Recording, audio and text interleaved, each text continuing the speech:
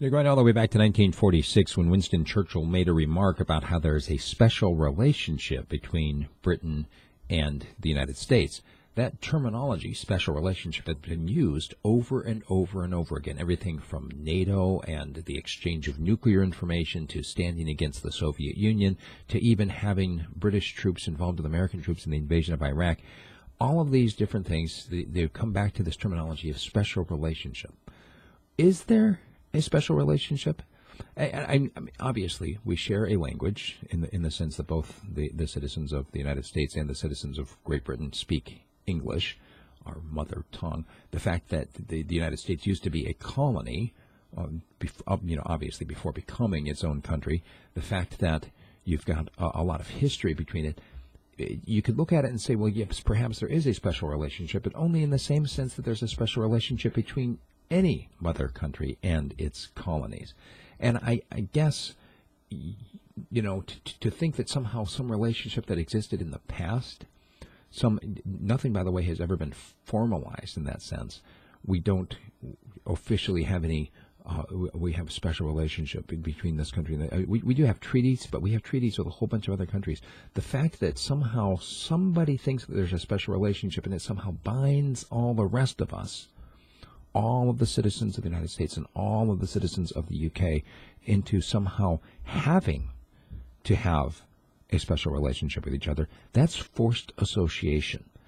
And as a person who doesn't believe in forced association, I think that it's wrong to talk about a special relationship as if somehow it's anything except a historical footnote. Do you get where I'm going with this? Look, I have children. I have 7 children, actually, and my wife and I have a special relationship in that we have formed those 7 children together.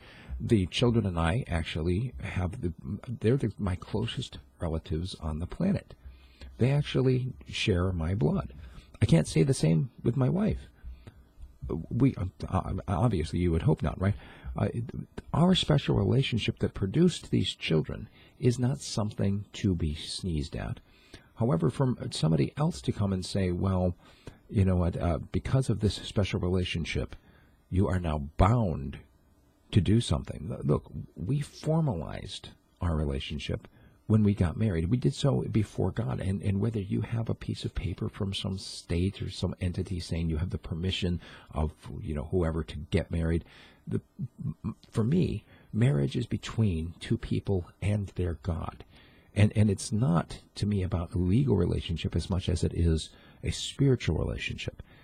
I don't think that the United States and Britain have a spiritual relationship. Hearing the talk now about how there's some consideration for the United States to become part of the Commonwealth, I talked about that last week, it's absolutely horrifying to me because, once again, now we are talking about rounding up all of these people and saying that because somebody else somewhere, thousands of miles away from you, has decided for you that you're going to be in this special relationship, now you're going to be bound to these laws, and you're going to have to do what these other people say. Think about it. Tell me what you think. Send me an email, steve@radiofreespeech.com. And if you like what I'm doing, please become a supporter either through a direct subscription or by supporting me at Patreon. Once again, that website is radiofreespeech.com.